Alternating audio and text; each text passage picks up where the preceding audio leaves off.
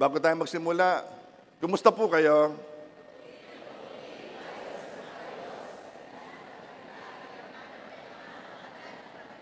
Praise God! Parang doon sa paganda ng paganda, talaga nagmamanifest na. Okay. Ang isi-share ko sa inyo, ang title ay Commanded Blessing. Deuteronomy 28 verse 8. The Lord will command the blessing upon you in your barns and in all that you put your hand to, and He will bless you in the land which the Lord your God gives you. Napakaganda po ng verse na to. The Lord will command the blessing. Ang pagpapala pala ay naiuutos. Ang pagpapala pala ay nauutusan. The Lord will command the blessing upon you in your barns and all that you put your hand to, and He will bless you in the land which the Lord your God gives you. Ngayon po, ating himayin, napakadaming treasure sa verse na to. Una, the Lord will command the blessing upon you. Yung kayang magbigay is one thing, pero yung kung gustong ibigay is another thing. Maraming Kristiyano yung naniniwala na kaya ng Diyos magbigay. Nahihirapan sila doon sa gusto kayang ibigay sa akin. Nahihirapan sila doon. Kaya sa una pa lamang salita ng verse na to, sinabi na agad ng Diyos na siya'y willing. The Lord will command the blessing. Willing siya. Ang Diyos ay hindi alanganin sa pagpapala sa atin at hindi siya napipilitan. Willing siya. Gusto niya. Paano po ninyo ito nasabi, Pastor? Kasi kitang-kita ito in the way He designed the nature. Kitang-kita that the Lord is willing to bless us sa pagka-disenyo niya ng nature. Hindi niyo napapansin, ang daming mamunga ng puno. Ako'y tuwang-tuwa kapag namumuti o namimitas ng mangga. Ang daming tiklis ng mangga.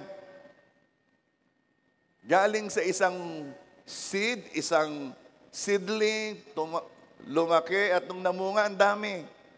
At nanonood ako noon kung paano sila maglagay sa lalagyan o sa kaing. Nasa ilalim ang maliliit at nasa ibabaw ang malalaki. Kaya pala nakahiwala yung malalaki. Yun pala, pagkalagay na nila, saka sa ibabaw yon. Pero nung ang daming kaing ako'y natutuwa, kitang-kita sa disenyo ng Diyos na gusto niyang pagpalain tayo. Ang daming mga anak ng isda. Hindi nyo napapansin? Araw-araw na, gabi-gabi na, nangingisda sila. Kung mangisda sila, ang lalaki ng mga nets. Pero hindi maubos-ubos ang isda. Ilang isda na ang nasa lata ng sardinas. Pero marami pa rin isda. Kung hindi niya kaloobang pagpalain tayo, hindi na sana niya dinesign na ang ani ay talagang marami. So kita, by the design sa nature, na willing si Lord pagpalain tayo. Saan pa ito nakikita? Nakikita ito sa logic. Logic na gusto ni Lord pagpalain tayo. Tingnan ninyo ha, 2 Corinthians 9 verse 8. And God is able to bless you abundantly, so that in all things at all times, having all that you need, you will abound in every good work. Okay. Paano natin nasabi na kalooban ng Diyos na pagpalain tayo, na sumagana tayo? Kasi ang will ni Lord ay sumagana tayo sa mabubuting gawa. At saan papasok ang logic? Kailangang bless tayo abundantly para maging blessing tayo abundantly. Logic. Paano kung magiging pagpapala kung hindi ka pagpapalain? So kalooban ng Diyos na pagpalain tayo. Are you there? Bago ka magpatuloy, sabihin mo sa katabi mo, talagang will ni Lord na pagpalain tayo. Saan pa ito nakikita? Nakikita ito sa pangako ng Diyos. Kasimula-simulaan pa lang sa Genesis 12 verse 2 and 3, sinabi na ng Diyos kay Abraham, pararamihin ko ang iyong mga anak at apo, at gagawin ko silang isang malaking bansa. Pagpapalain kita, at gagawin kong dakila ang iyong pangalan, at ikay magiging pagpapala sa marami. Sino dito ang maraming apo? Tandali, mga lola, lolo. Ilan na po ang inyong apo? Lola. Makikitulong-tulong sa pagsasabi. Ilan daw? Hindi mabilang. Wala na lalaban. Wala na. Ay, hindi mabilang eh. Okay. May nanalo na. Maghahambing pa sana ako eh. Wala na. Ay, hindi mabilang. Bakit? Sapagkat sa oras na ito, inadadagdagan pa rin. Ano? Pararamihin ko ang iyong mga anak at ang apo. Dito, baka mabibilang. Sino ang may 10 anak? Taas na kamay. 10 kayo ay talaga, kayo na naman inay eh. Ay kaya naman pala maraming apoy, maraming anak. Ilan ang inyong anak, inay? 10 nga. Okay, sinong lampas sa 10 ang anak? Huwag niyong sabihin yung inyong aso ha, hindi kasali yon. Sinong lampas sa 10? Taas ang kamay. Lampas sa 10 kayong magkakapatid. Okay. Inay, pagpalain ang inyong lahi. Hindi nga mabibilang ang apo. Ilan na ho ang butante doon? Dadalaw ho kami sa inyo. Okay. Pararamihin ko ngayong mga anak at apo at gagawin ko silang isang malaking bansa. Tingnan niyo to ha, kung bakit ang pangako, makikita sa pangako na gusto ng Diyos pagpalain tayo. Pagpapalain kita at gagawin kong dakila ang iyong pangalan at ikay magiging pagpapala sa marami. Unang salpukan pa lamang, Abraham, pagpapalain kita. Verse 3, ang sa iyo magpapala ay aking pagpapalain at ang sa iyo isusumpa ay aking susumpain. Kagandang pangako. Sa pamamagitan mo, lahat ng mga bansa sa daigdig ay aking pagpapalain. Una pa lamang, Genesis 12, puro pagpapala ng pangako ng Diyos. Kaya, will ni Lord na pagpalain ka kasi kita sa pangako. Saan pa ito nakikita? Kasi baka hindi ka pa kumbinsido eh. Kita ito sa ginawa ni Jesus na nais niyang i-bless tayo. 2 Corinthians 8 verse 9. Sapagkat nalalaman ninyo ang biyaya ng ating Panginoong Hesukristo na bagaman siya'y mayaman, subalit alang-alang sa inyo ay naging dukha upang sa pamamagitan ng kanyang kadukhaan ay yumaman kayo. Uulitin ko, pwedeng pumunta dito ang Panginoong Jesus na mayaman, mamatay sa krus at bayad pa rin ang kasalanan natin. Pero pumunta siyang dukha sapagkat may purpose yun. Ayon sa verse na to, ang purpose na yon ay ito. Alang-alang sa inyo ay naging dukha upang sa pamamagitan ng kanyang kadukhaan ay yumaman kayo. May provision para matanggap natin ang blessing. Are you there? Sa mga sinabi ko sa inyo, those are enough reasons. Sapat na yung rason na yon. Kung ipapapasukin mo sa puso mo, napakadali ng tumanggap sa Diyos. Dahil alam mo, na gusto niyang pagpalain ka. Again, ulitin ko. Sabihin mo sa katabi mo, ate, kuya, gusto ng Diyos pagpalain ka. Praise God. Himayin ulit natin. Number 2. The Lord will command the blessing upon you. Command. Alam mo bang ang pagpapala hindi basta dumating sa'yo? May nag-utos sa pagpapala na pumunta sa'yo. You were in the right place at the right time, and God commanded the blessing to come to you. Command, utos. Alam mo bang salita na command? It connotes o kaya ito'y nagpapakita ng autoridad. God is the creator. Siya ang manlilikha. Dahil siyang manlilikha, pag-aari niya ang lahat niyang nilikha. At meron siyang autoridad sa lahat niyang nilikha. Kaya nung pinagpapawalan ang Panginoong Hesus, nung papasok siya ng Jerusalem, at sabi ng mga pari sa kanya'y, pigilan mo ang mga tao ng pagpupuri sa iyo.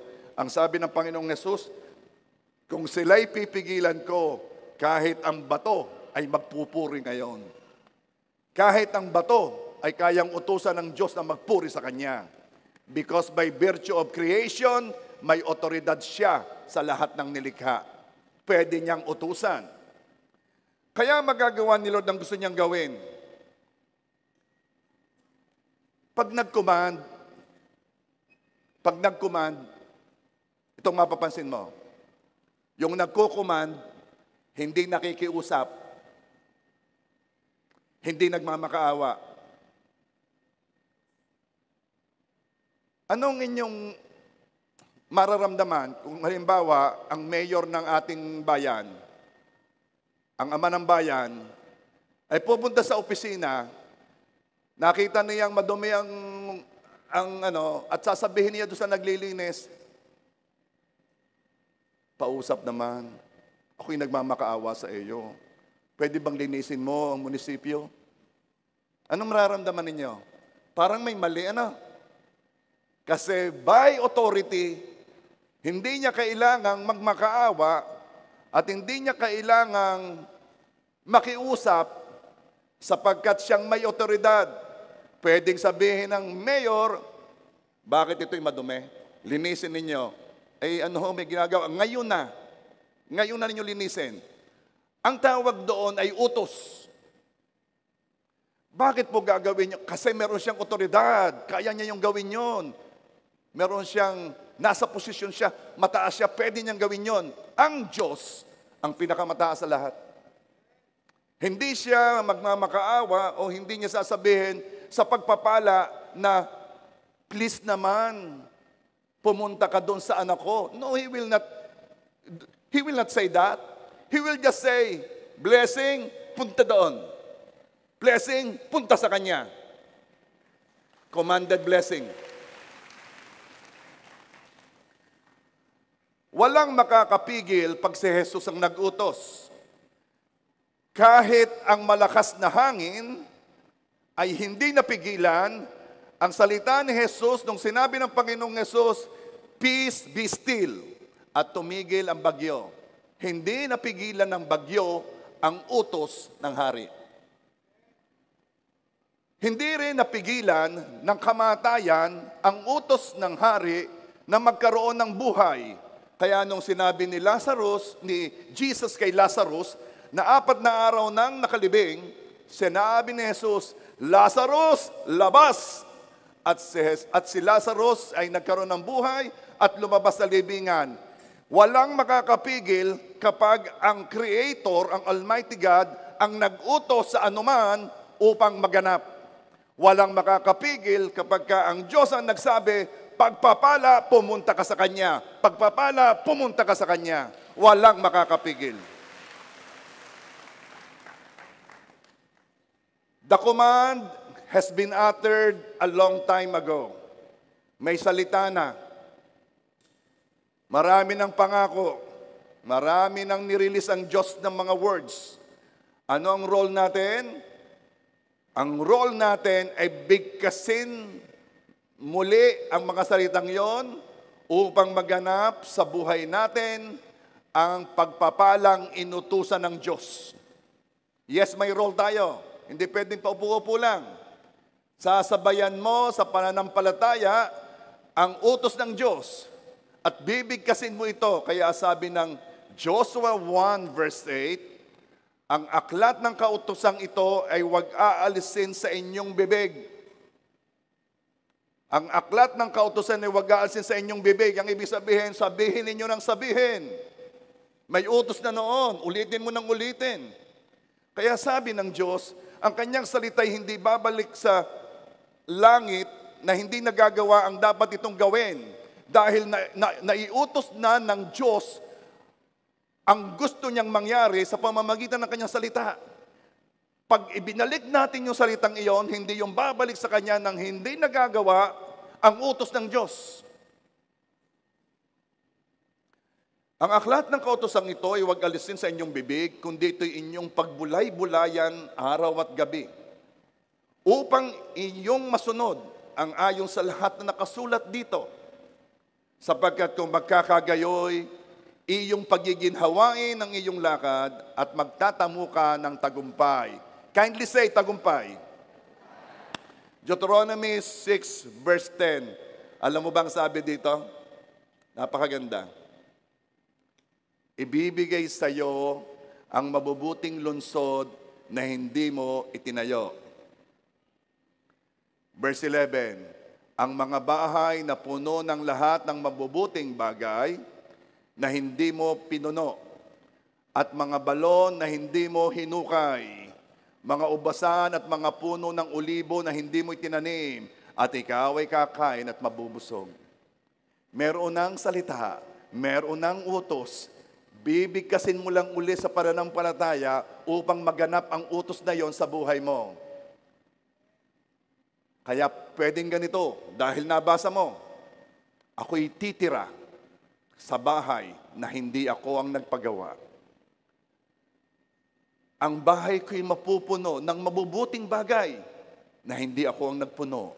Ibig sabihin, somebody paid for it. Ang mga balon na hindi mo hinukay, may enjoy ko ang mga pangangailangan ko na basta na lang magaganap. Mga ubasan at mga puno ng olibo na hindi mo itinanim, pati hanap buhay magkakameron ako. Anong ibig ko sabihin? Marami na pong pangako, marami ng utos ang Diyos, bibigkasin mo lang lagi dahil ang sabi sa Joshua ay huwag aalisin sa iyong bibig.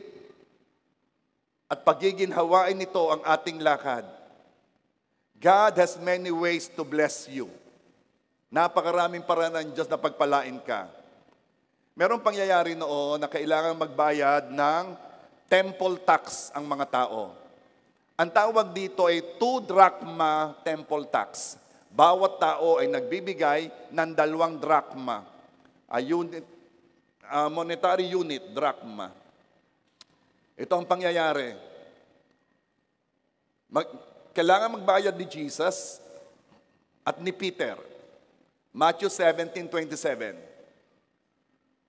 Peter, go to the lake and throw out your line. Pumunta ka sa lawa at ilagay mo ang iyong kawil, ang iyong pain. Take the first fish you catch. Open its mouth, and you will find a 4 drachma coin. Take it and give it to them for my tax and yours. Okay. 2 drachma sa bawat tao.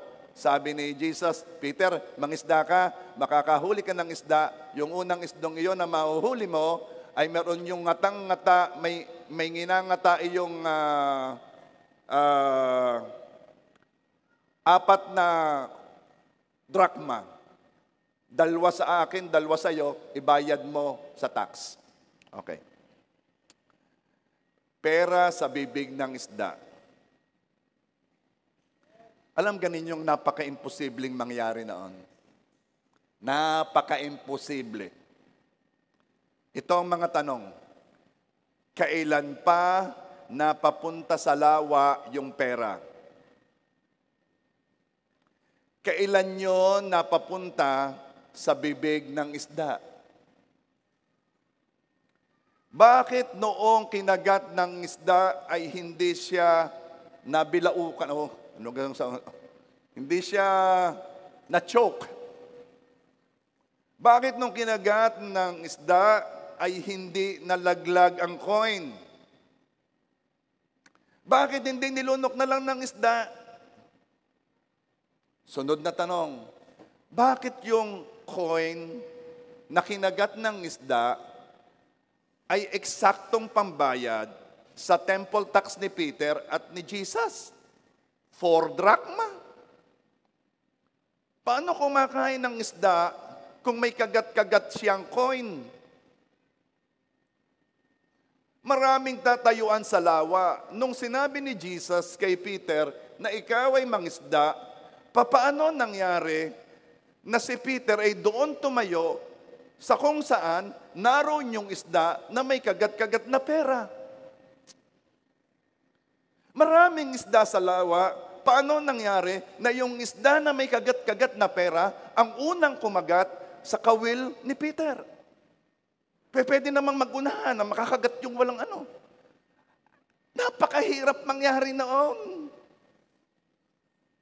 Imposible yon.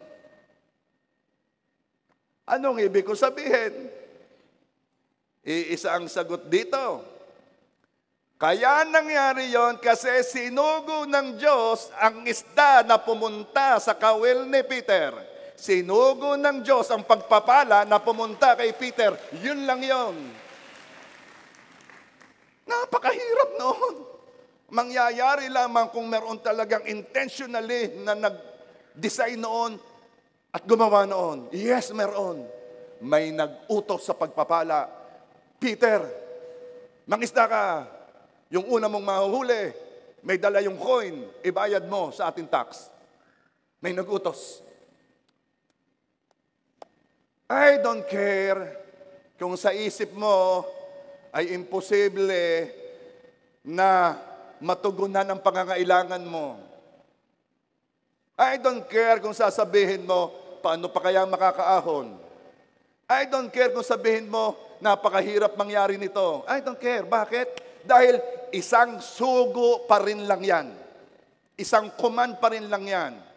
Dahil gusto ka ni Lord pagpalain, uutusan lang ni Lord ang blessing. As simple as that. Kayang-kaya ni God na dalhin ang blessing sa kamay mo o dalhin ka sa blessing. Si Peter, dinala sa blessing. Kayang-kaya ni Lord to bring you in the right place at the right time. Tulad ni Ruth, dinala ni God si Ruth sa right place at the right time. Noong bumalik na si Ruth kasama si Naomi sa bayan ni Naomi, wala namang intensyon si Ruth na mag-aasawa doon. Pero ang Diyos meron. Inutusan ng Diyos ang pagpapala na pumunta kay Ruth. Kaya nung si Ruth ay nandoon, nakita siya ni Boaz ang pagpapala at mamaya sila'y naging mag-asawa. I don't care kung sasabihin mong napakahirap ng tayo mo o ng sitwasyon mo. Iisa pa rin lamang utos ng Diyos yan at yan ay matutugunan. Sabihin mo, isang utos lang. Nako, late na ho ako? Anong late? Kataasan ay baguhin ng Diyos ang panahon katulad nung binigay na mahabang araw ng panahon, ng mahabang araw kina Joshua nung sila'y nakikipaglaban. Isang command lang yan. Sabihin mo sa katabi mo, pare, mare, isang command lang yan. Sabi nung katabi, ako ngayon wag mong mamarehin na, ako'y iyong inay. Pagka naman ang katabi mo iyong ina, wag mo naman sabi. Ikaw nang mag-adjust. Number 3, the Lord will command the blessing upon you. Hinihimay natin ha. The Lord will command the blessing upon you. Sabihin mo, sa'yo. Sa'yo ang blessing. Sabihin mo sa nasa likod, mare, pare, sa'yo yon.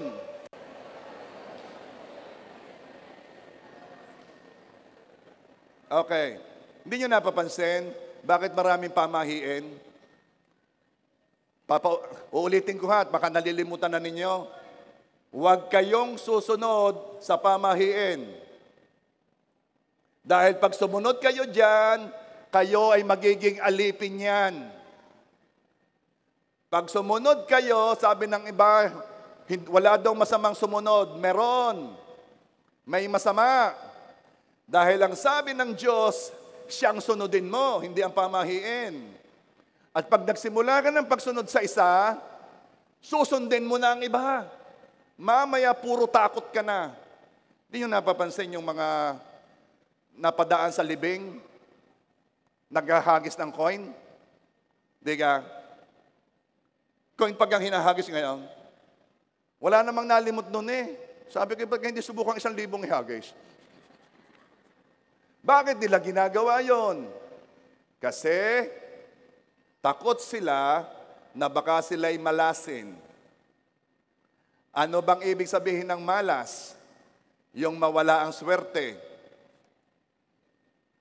Yan na naman, sisimula na naman ako. Ang Kristiyano, pag Diyos ang nagsabi na ang pagpapala ay para sa'yo, then yon ay para sa'yo. Do you understand? Walang malabo doon. Ang sa'yo, sa'yo. Okay. Mga asawang babae, ang sa'yo, sa'yo. Huwag ikaw mag-alala.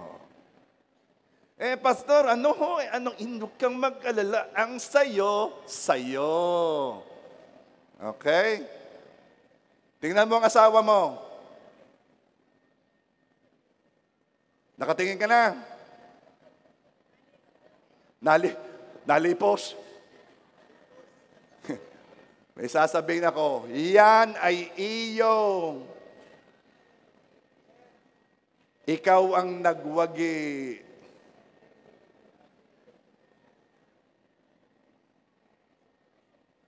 At walang makakakuha ng blessings mo.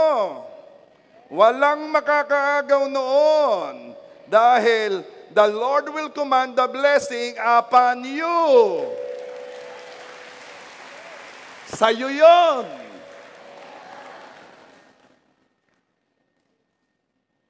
Kaya Kristiyano, huwag kayong matatakot ha. Pag ang Diyos ay nag-command ng blessing sa'yo, sa'yo yun. Ariho paikot-ikot din parang gusto kong masulot sa'yo yun. Are you there? Sabihin nyo, God Almighty. Ang ibig sabihin ng Almighty, all-powerful, kaya niyang gawin ang gusto niya at walang makakapigil sa Kanya. Yan ang katangian ng ating Diyos. Kaya at walang makakapigil sa Kanya. Pero minsan, ang ibang Kristiyano, kung kumilos, ang akala, ang demonyo, ang Almighty.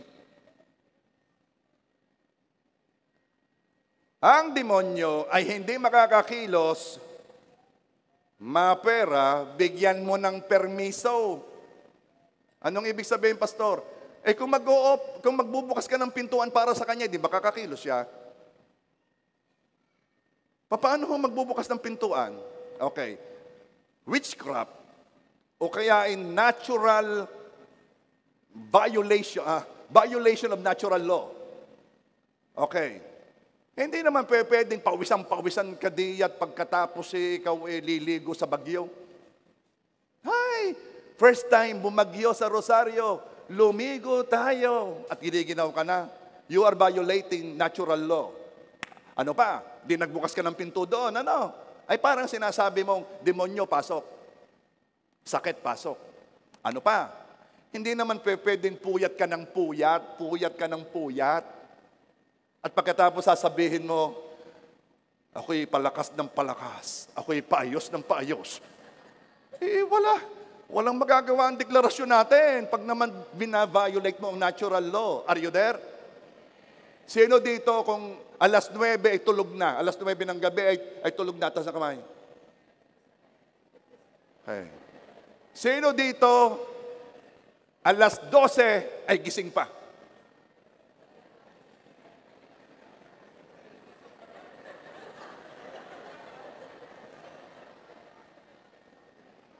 Magbago na tayo. Amen ba? Magbago na tayo. Next. Hindi naman pwede na ikaw ay sangguni ng sangguni sa mga mangkukulam at pagkatapos ay hindi ka mag-e-expect ka na ipagpapalain. Wala na naman nung mangkukulam ngayon. Sino may sabi sa iyo? Sila ito. Pumunta ka sa kanya at marunong siyang magpabalik ng mga pusong nawawala. Pumunta ka sa kanya at may ituro niya sa iyo kung nasaan yung hinahanap mo. Pumunta ka doon, yung magaling sa mga kagat ng aso. Meron yung bato, ilalagay sa sugat, sisipsipin ang mga rabies. Pumunta ka doon.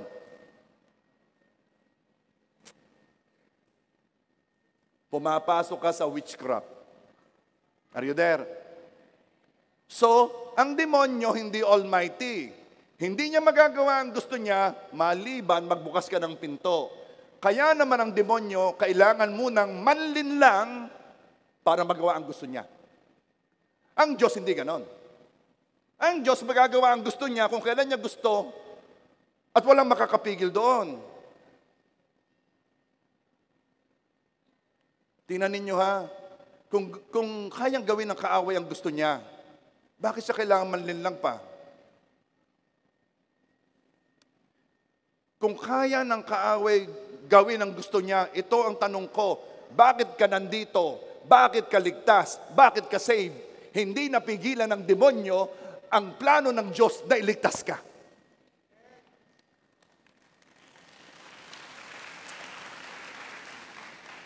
Alam natin ang ginagawa ng demonyo. Naglalagay siya ng piring sa mga mata ng mga tao upang hindi nila makita ang kagandahan ng mabuting balita. Kaganda ng gospel, ng good news, na nagsasabi na binayadan ng Panginoong Hesus ang ating kasalanan. Na hindi tayo pupunta sa langit sa pamamagitan ng ating mabubuting gawa. Na hindi tayo tatanggapin sa langit kung ating pinagmamalaki ang ating relihiyon. Ang sabi ng Panginoong Hesus nung siya'y nandito, ako ang daan, ako ang katotohanan, ako ang buhay. Walang pupunta sa Ama maliban sa pamamagitan ko. Napakaganda ng gospel. Nagpapakilala ang Panginoong Hesus. Pag nakita ninyo ako, nakita na ninyo ang Ama. Ang sabi ng Panginoong Hesus, sa pamamagitan ng dugo na tutulo sa akin, yon ang sakripisyo, yon ang kabayaran sa kasalanan, yon ang maglilinis ng ating kasalanan. Kaya makakaharap tayo sa Diyos ng malakas ang loob dahil tayo ay ginawang matuwid ng Panginoong Hesus. Napakasimple ng gospel, hindi makita ng iba. Alam mo kung ba't hindi makita? Piniringan ng Diyos ng sanlibutan ito ang mga mata ng mga hindi nananampalataya para wag nilang makita ang kaningningan ng mabuting balita. Pero kahit may ginagawa ang demonyo, ito ang tanong ko, bakit hindi niya napigilan na ikaw ay tanggapin ng Panginoong Hesus? Bakit? Sapagkat ang Diyos ang makapangyarihan sa lahat.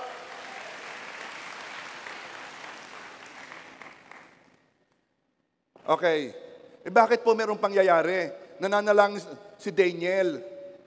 Ay na-delay ang kanyang panalangin. Ang sabi dito, ay kailangan pang bumaba ni Michael Archangel kasi ang territorial spirit ng Persia ay hinadlangan ng anghel na si Gabriel na may dala ng answered prayer ni Daniel. Ulitin ko, baka nyo nakuha, no? Nagpe-pray si Daniel. Pinadala ng Diyos ang sagot. Ang may dala ay si Angel Gabriel. Pero, nung ibibigay ng sagot kay Daniel, sa spiritual realm, ay hinadlangan si Gabriel ng territorial spirit ng Persia. Yung demonyo na naka-assign sa bansang yon. Hindi makalusot si Gabriel. Inutusan pa ng Diyos si Michael Archangel para siya ang makipag-struggle o makipaglaban sa territorial spirit ng Persia para makalusot si Gabriel. At ang tanong ko po ay, bakit po na-delay? Bakit ang sagot sa prayer ni Daniel ay nabinbin, na-delay? Samantalang nakasulat doon, simula nang manalangin si Daniel ay sinagot na. Ito ang sagot. Kasama ang quote-unquote delay sa perfect time ni Lord. Kaya wala pa, may timing si Lord. At kung kailan nangyari, anuman ang nangyaring reason, yun pa rin ang perfect time.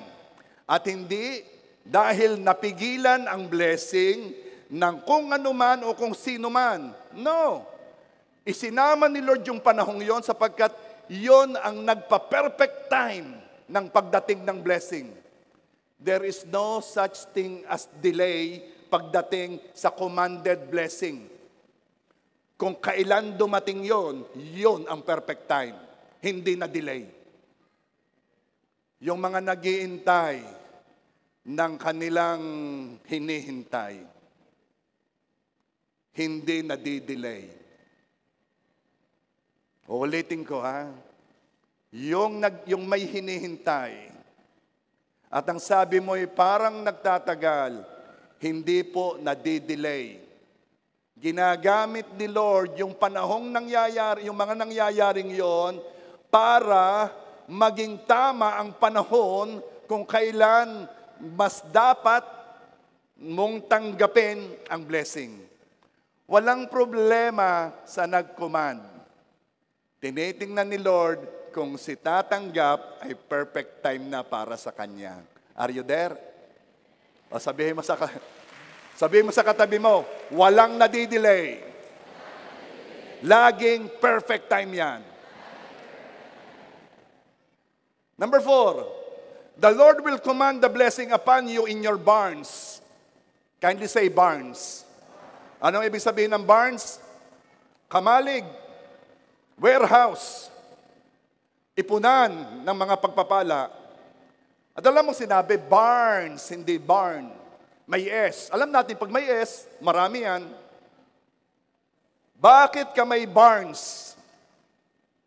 Bakit ka may kamalig? Bakit ka may warehouse? Bakit ka may lalagyan? Kasi ang pagpapalang susuguin ni Lord sa iyo ay labis sa iyong pangangailangan.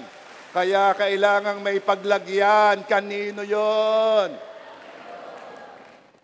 Bakit marami ang blessing na ikukuman ni Lord? Bakit? Kasi ganito yon. The way we do things talk about us. The way we do things talk about us. Okay. Pag may nagsabi ng ganito, Pastor, gamitin nyo ang kultural. Pastor, nakausap ko na yung ano doon. Nabayadan ko na rin. Gamitin mo. Anong palagay ninyo kung sino yung nagsasalitang yon? It means yung nagsasalita may otoridad. It means yung nagsasalita may kakayanan. Bakit siya ganong kumilos? Bakit po? Kasi kung si Brother Bod yun, magsasabi sa akin, sasabihin ni Brother Bod, Pastor, minsan tawag niya sa akin pastor minsan ay utol, minsan ay ito. Depende sa kanyang mood. Pastor, sa linggo, pumunta tayo sa cultural.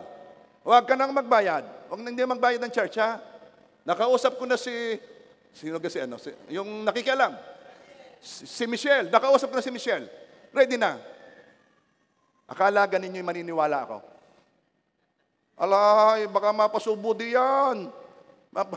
Baka mapasubo mamaya diyan, hindi tayo papasukin. Kailangan magsalita ay someone na kayang sabihin yon. Anong ibig ko sabihin?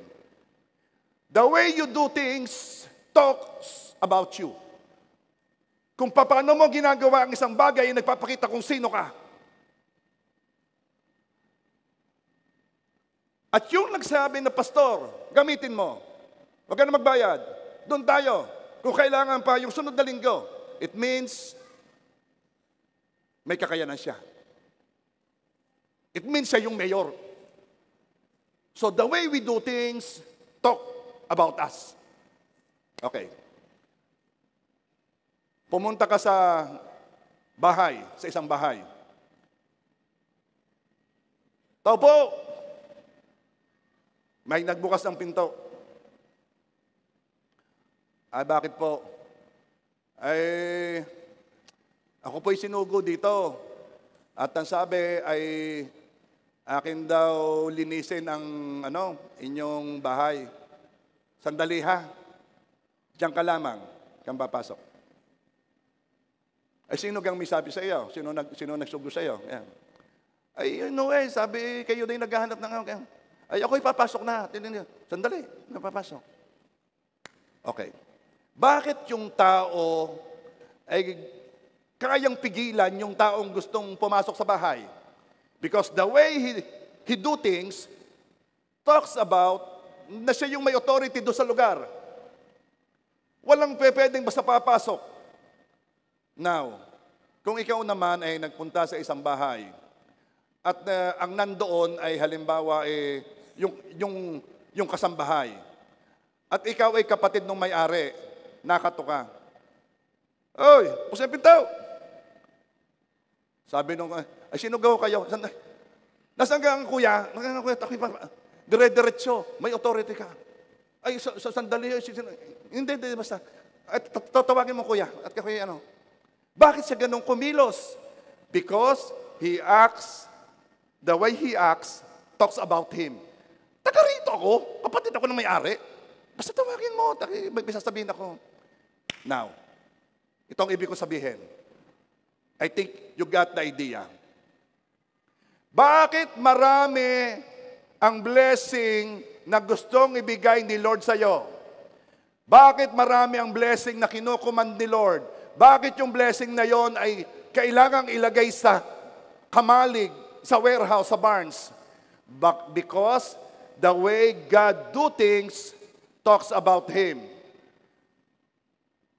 God is a God of abundance. Hindi siya nag-iisip o kumikilos na sapat lang na pag ako'y nagbigay na naparami, ako'y magkukulang. Sanay ang Diyos sa abundance. Tayo hindi. Kaya kung kumilos tayo, talaga namang bantay natin. O tama na yan ha. Bakit? Pero kung sanay ka sa abundance, walang problema. Tayo kumain. O sige, libre ko kayo. O, order kayo. Kahit anong gusto nyo. Kuha kayo dyan. Kakahiyan naman. Nimbita kita Huwag kang tumingin sa presyo. Tumingin ka. Anong gusto mo? Go. The way he do things talks about Him. Ang Diyos, gusto kang pagpalain ng marami, ng labis, dahil ganun talaga siya.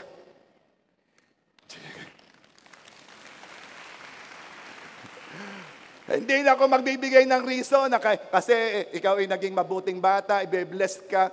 No, si Santa Claus yun. Ang Diyos, nature niyang magbigay ng marami dahil siya yun. Nakilos lang siya kung sino siya. Did you get it? Kaya naman, Jesus came to give you life and give you abundantly. Napakaliwanag. Hindi sinabing Jesus came to give you just enough. Hindi sinabing Jesus came to give you what is just needed. No. Jesus came to give you light and give it abundantly. Kanino yon? Bakit marami? Bakit marami? Para maging pagpapala sa iba. Napakahirap maging pagpapala pag kulang.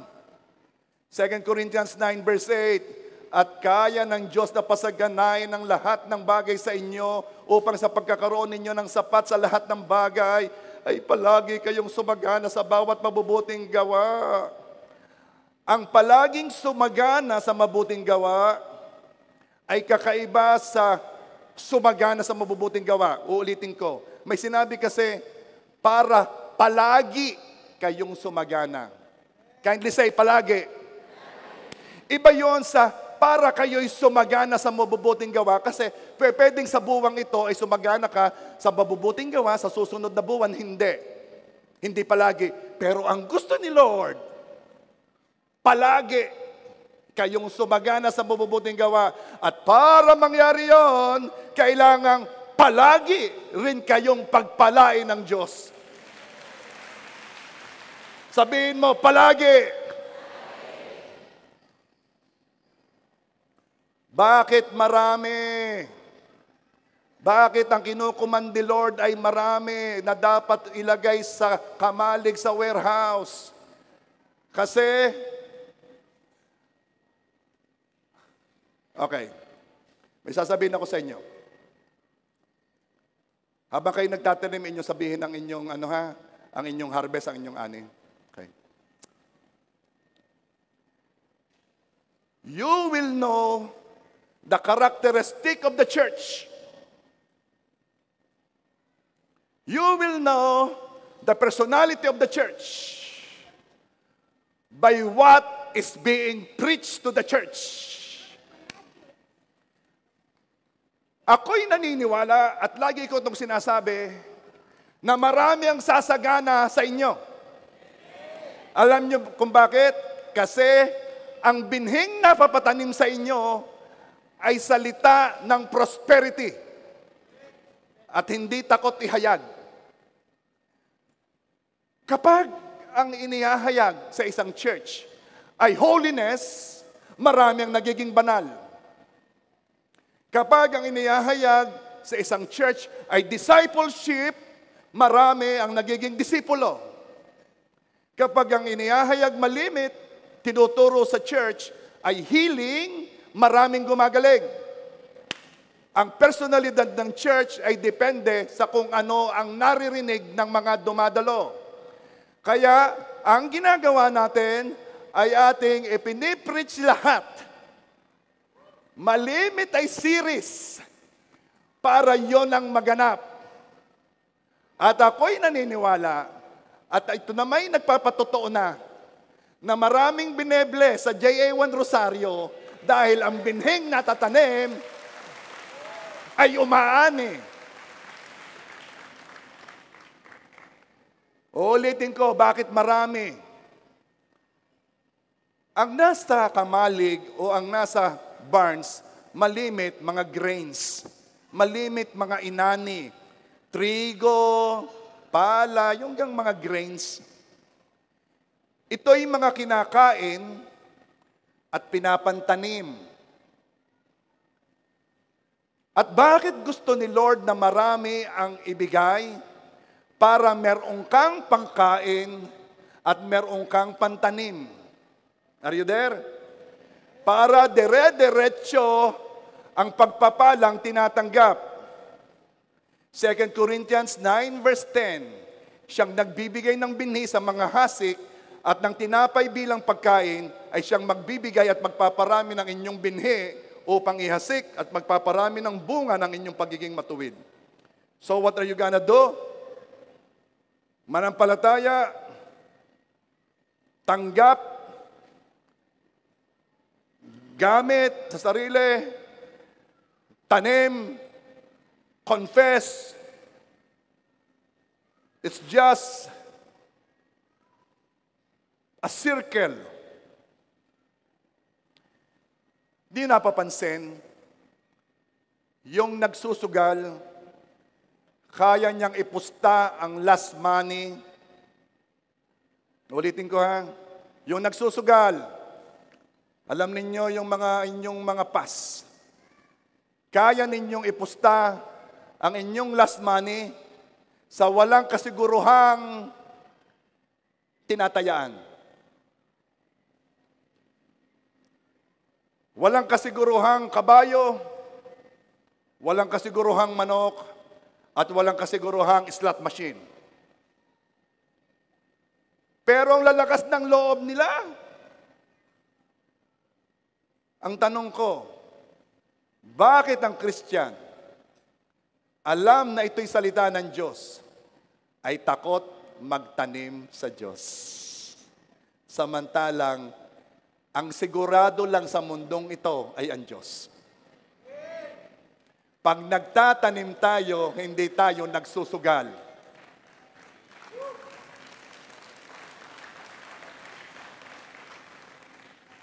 Uulitin ko, may kapangyarihan ka sa kamay mo, huwag kang matakot.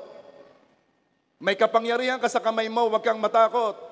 Kung may kailangan ka, gamitin mo ang kapangyarihan sa kamay mo. Ang tawag diyan, seed, tanim.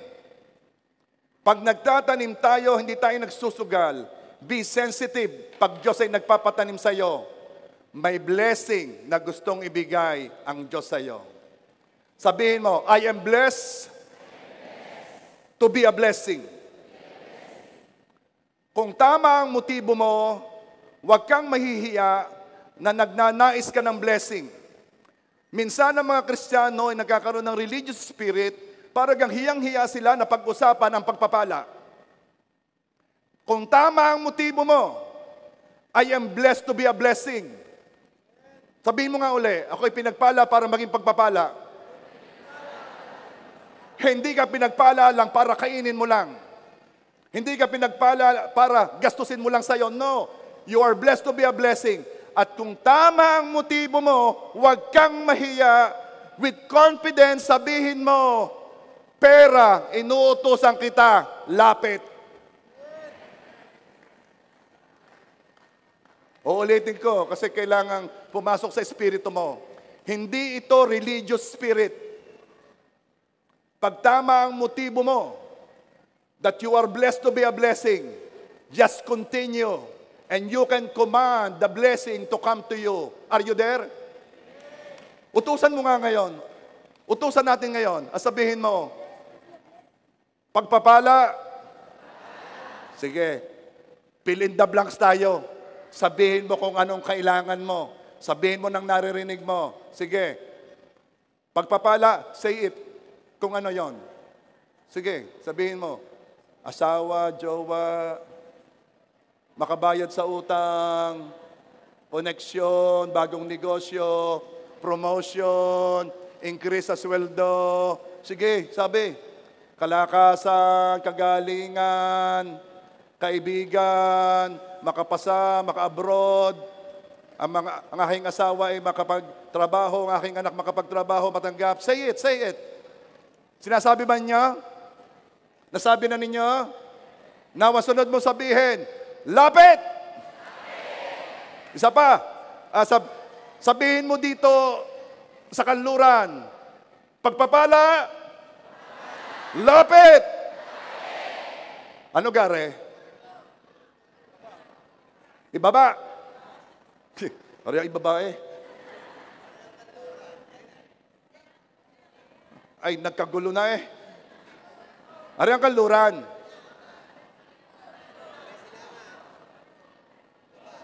Sige, sabihin natin. Turo sa ibaba. Pagpapala. Lapit. Okay. Silangan, silangan. Sige. Yun namang utos na para kang mayor. Hindi yung nakikiimi ka lang. Yung alam mong meron kang authority, pwede kang mag-command. Amen ba? Pagpapala! Lapit! Teka, baka may makalusot. Sabihin mo, pagpapala! Sabihin mo nga nang medyo nanggigigil ka, pagpapala! Lapit! Palakpakan mo si Lord. Pag tama ang motibo, hindi nakakahiya.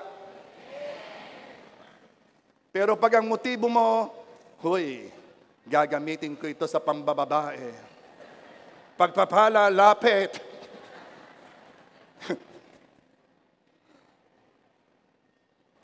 Number 5. Lapit na tayo matapos. The Lord will command the blessing upon you in your barns and in all that you put your hand to. Uutusan ng Diyos ang pagpapala sa iyong kamalig at sa lahat na hawakan ng iyong mga kamay. Uutusan ng Diyos ang pagpapala na pumunta hindi lang sa ipunan ng iyong pagpapala, kundi sa lahat na hinahawakan mo. Anong hinahawakan mo? Your career, your business, your employment, your investment, lahat na hinahawakan mo. Kaya, listen, kailangang may hawakan.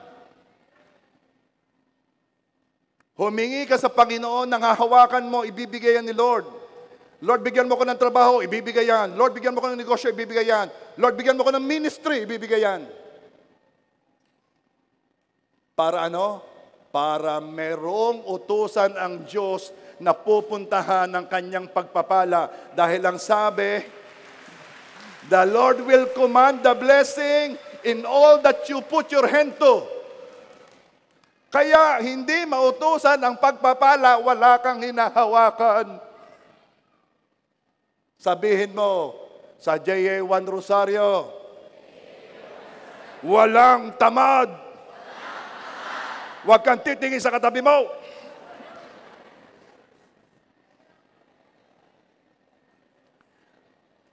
Give God something to bless. Give God a location where He can command the blessing to go to. Bigyan mo. If wala kang hinahawakan, saan isusugon ni Lord ang pagpapala? Ay di doon sa may hinahawakan. Lord, bakit siya blessed na blessed ako? Hindi. Sabi ni Lord, wala kang hawak.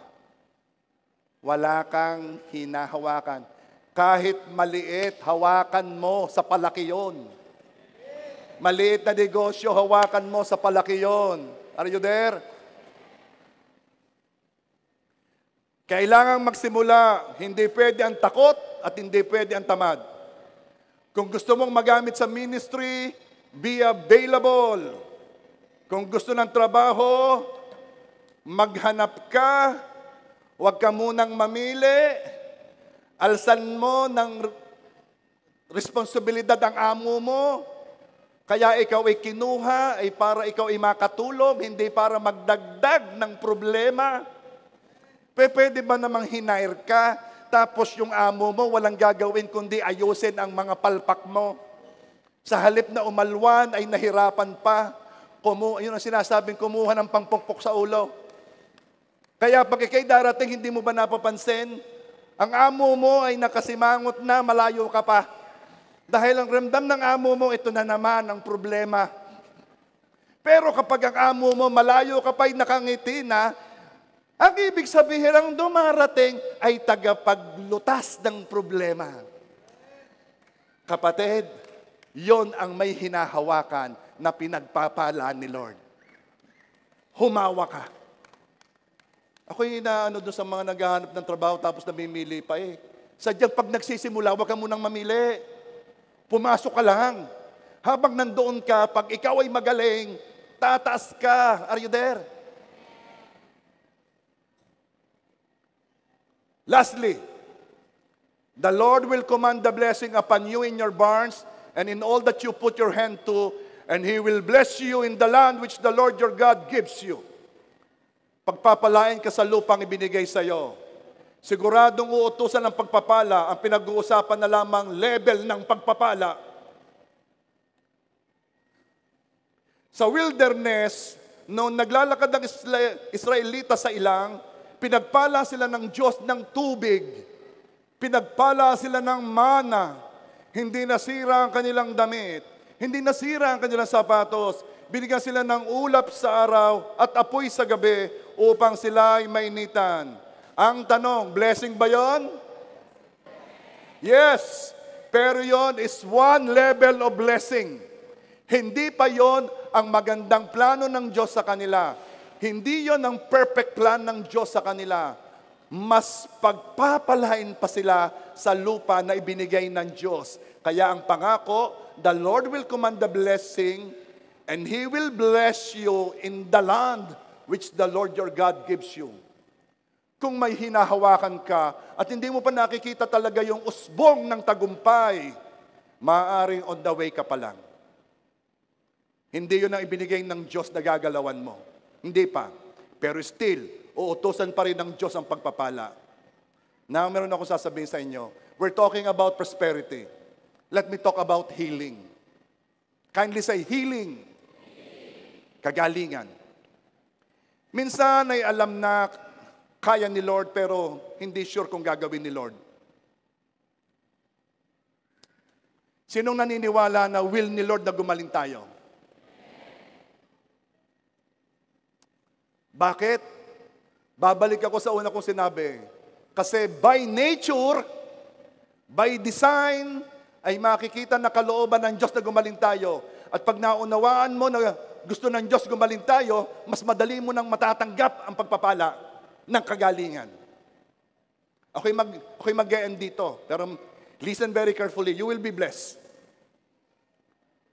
By nature, naghihilom ang sugat. Masugatan ka man, linisin mo lang yan, ingatan mo lang na madapuan ng langaw na may dalang mga germs, yan ay maghihil ng kanya. Hindi mapipigilan ng healing process. Huwag lang ma-infect.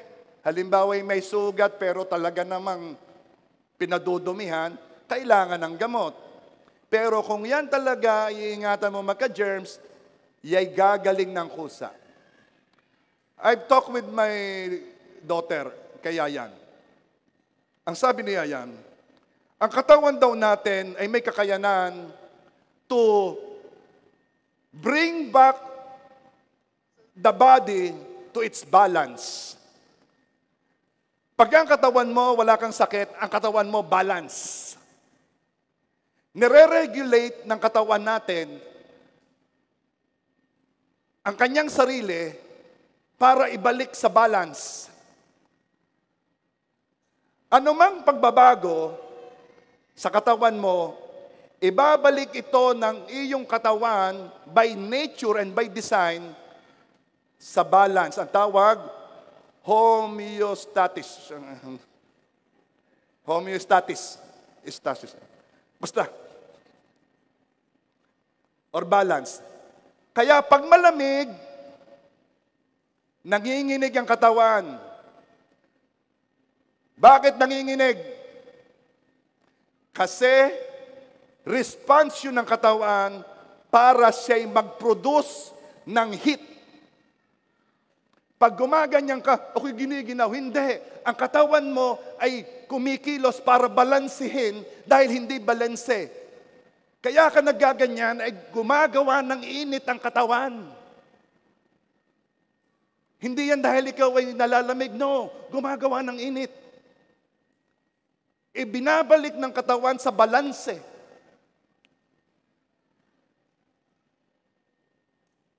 Kapag kulang sa tubig o dehydrated, magko-conserve ng water ang katawan, kikilos ang kidney at pipigilan ng kidney na umihi. Dahil kulang ang tubig sa katawan, hindi siya mag-aalis ng tubig. Response ng katawan para panatiliin ang balance. Ba't ko ito sinasabi? Gusto ko lamang mamalaman ninyo na by nature and by design, kalooban ng Diyos na ikaw ay gumaling.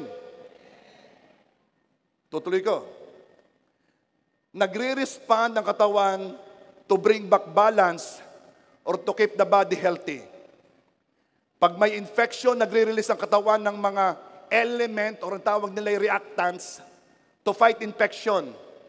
Kaya tumataas ang temperature, ang tawag ay nilalagnat. Ako'y nilalagnat, may sakit ako'y nilalagnat. Hindi. Kaya ka nilalagnat, lumalaban ang katawan mo. Ibinabalik ng katawan mo sa balance ang kanyang sarili. Kasi design ng Diyos ang kagalingan. Dumating nga lang ang kasalanan eh. At ang epekto nitong kamatayan. Pero kung ang kasalanan ay hindi nakadaloy, ang katawan natin will live forever. Papanatiliin niya ng balance. Pag mataas ang BP, hindi lang blood vessels at puso ang nagre-react. Pinare-relax ang blood vessels sa kidney para wag tumaas ang BP. Kung meron dito na ang BP ay hindi regulated, kailangan kayong uminom ng maintenance or else papagurin ninyo ang organs ng katawan na kumikilos para balansehin ang katawan. Kaya pag ang BP ay hindi naiingatan, naapektuhan ng kidney. Yon ay lahat ay kilos ng katawan para panatiliin ang balanse niya. Now may sasabihin ako sa iyo, kung ang design ng Diyos sa katawan ay napakaganda, na siya'y nagse-self-healing, siya'y nagre-react para dalhin sa balanse ang katawan, meron pang isang response na nangyari. Hindi lang katawan ang nagre-respond para gumaling. Nagbigay pa ang Diyos ng isang response, isang kilos para gumaling. Pakinggan ninyo ito. 1 Peter 2 verse 24. For by His stripes we are healed. Hindi lamang ang kidney ang kumikilos para panatiliin ang balanse. Hindi lamang ang mga blood vessels, hindi lamang ang katawan, kundi ang Diyos mismo ay nag-respond. Ang Diyos mismo ay kumilos para ang katawan mo ay manatiling healthy. At paano? Sa pamamagitan ng kanyang mga latay, ng kanyang mga sugat. Yon ang kanyang pagbabalanse sa katawan natin. Kanino yon? Meron akong tatawagin. Pakinggan ninyo ang testimony nila. Pahingin microphone, please.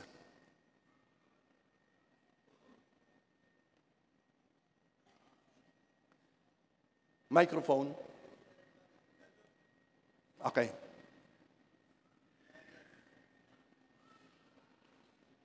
Kasama mo, Pao.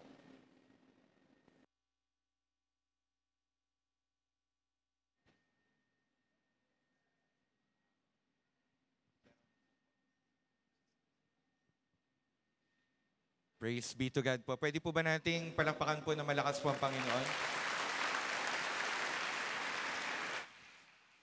All the praise, honor, glory, and thanksgiving to the Lord Jesus Christ who heals and restores. Mahigit 2 buwan na pong nakakaranas ang aking ama, si Tatay Danny Tesico, 76 years old, ng matinding pananakit ng tuhod dulot ng rheumatism. Nagkaroon din po siya ng bukol, mga bukol po sa kanyang tuhod at paga sa kanya pong paa. Dahil sa sakit na ito, hindi na po niyang nagawang makalakad dahil sa matinding pananakit ng tuhod, 2 buwan na po.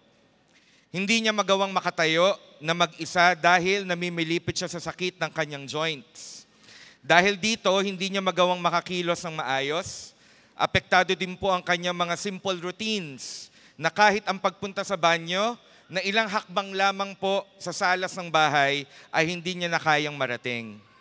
Kung pipilitin man pong tumayo, kailangan niyang alalayan ng 2 tao upang makatayo. Ngunit, hindi rin naman po niya kayang makatuwid dahil sobrang sakit ng kanyang nararamdaman. Wala pa pong 10 segundo ay magsasabi na siyang iupo na dahil sobra na ang pain na kanyang nararamdaman. Isang beses, nagpipilit siyang tumayo at bigla pa pong nabuwal. Pasiya sa kanyang hinahawakang upuan. Bumagsak po ang aking ama sa sahig na hindi nagawang makabangon. Salamat sa pag-iingat ng Diyos na noong siya'y bumagsak, hindi tumama ang kanyang ulo sa sahig. Hinintay pa po kami ng aking ama na makarating sa bahay para siya ay itayo dahil ang aking ina, si Nanay Edith, 71 years old, ay hindi siya kayang buhatin. Ito po yun, April 27. May mga gamot pong nireseta ang doktor sa kanya, ngunit kahit ang mga ito, hindi po nakatulong. Ang dami pong iniinom na gamot para siya ay makalakad o ibsan ang sakit na kanyang mga hita, tuhod, talampakan at mga paa. At ang Tatay Danny noong mga panahong iyon ay nanatiling nakaupo sa salas at hindi nakatayo. Sa lugar ding iyon, sa salas kung saan siya namamalagi, ay siya rin palang lugar kung saan siya pupuntahan ng kagalingan ng Panginoong Hesus. Doon siya kakatagpuin ng biyaya at pag-ibig ng ating Panginoong Hesus. Sa tuwing kami po ay bibisita sa bahay ng mga Tatay Danny at Inay Edith, ay binubuksan namin ang TV at sineset ang YouTube channel sa JA1 Rosario. Dito na namin hinikayat ni Ruthie, ang akin pong asawa, ang Tatay Danny at ang Inay Edith na manood ng mga Sunday worship messages. Sa biyaya ng Panginoong Jesus, Breakthrough and Healing ni Pastor Ito po, ng Rev. Ito, ang una pong message na pinanood po ng Tatay Danny at Inay Edith sa YouTube. Sa mga punto pong iyon, nagsimula pong kumilos ang Panginoong Jesus para sa kagalingang pisikal ng Tatay Danny at Inay Edith, maging ang kagalingan ng kanilang mga puso. Naging mas malimit na ang panonood ni Tatay Danny at Inay Edith sa mga messages ng JA1 Rosario. Hindi na lamang po sa mga araw na kami ay nandoon para isat ang TV. Natutunan ng Tatay Danny na makapunta sa YouTube channel. 76 years old po, naging techie po ang tatay ko. At sa biyaya po ng Panginoong Jesus, puro mga messages po ni Pastor Ito ang kanilang nakikita at napapanood. Naging araw-araw ang pakikinig nila ng salita ng Diyos. Napakinig nila at naintindihan ang gospel ni Jesus Christ. Tuwing 6:30 a.m., naging routine na nila na makinig ng Word of God sa YouTube ng JA1 Rosario. Dumating pa nga po sa punto na dahil uhaw na uhaw sila sa salita ng Diyos, 7 worship messages po ang kinilang pinakikinggan sa bawat araw. Kung ang iba po, palapakan po natin ang Panginoon.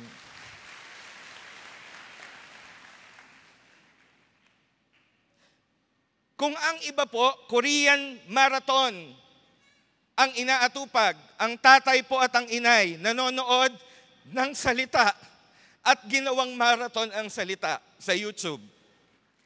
Hanggang isang araw, makikisabi naman po isang araw, kumilos sa kanila ang salita at si Tatay Danny at Inay Edith ay nanampalataya. Isang Sunday worship message from 2 years ago, binanggit ni Pastor Ito, hawakan ang parte ng katawan na may sakit.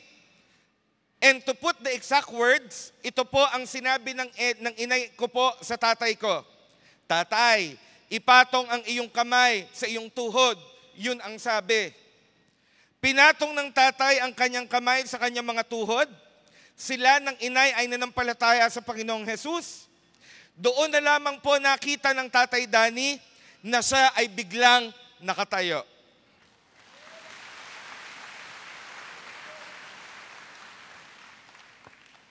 Ang sabi po sa akin ng Tatay Danny, nakita na lamang niya ang kanyang sarili na nakatayo na at maya-maya pa nakapunta sa banyo na walang umaalalay at magbubuhat sa kanya.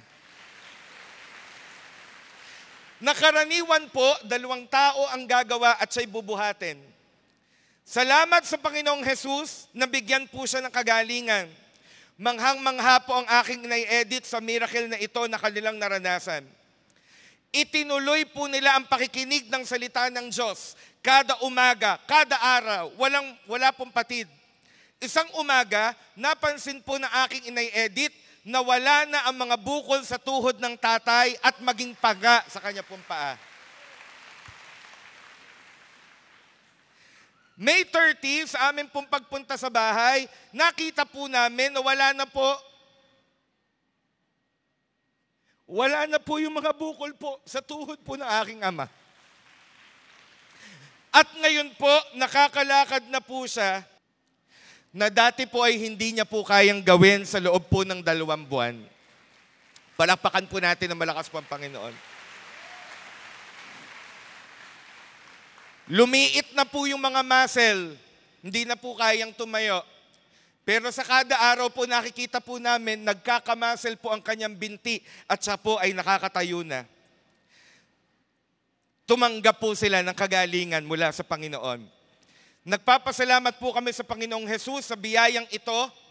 To Him be all the glory and praise. Nagpapasalamat din po kami sa Panginoong Jesus sa biyaya po na binigay sa JA1 Rosario at kay Pastor Ito po for being a channel of blessing. Mamaya po, team replay po sila. Pero nagsabi po ang aking tatay, dahil siya po very excited, JP, ako'y nagpa-practice sa maglakad ng mas malayo. At sa biyaya po ng Panginoon by the next week, tapos na po ang practice, a-attend na po siya at siya po ay personally nandito. In behalf po ng aming pong pamilya, ibinabalik po namin ang glory po sa Panginoong Jesus na siyang nagpapagiling at nagbibigay ng kagalingan. Truly po, gaya po ng sinabi ng 1 Peter 2:24, by His stripes, we are healed.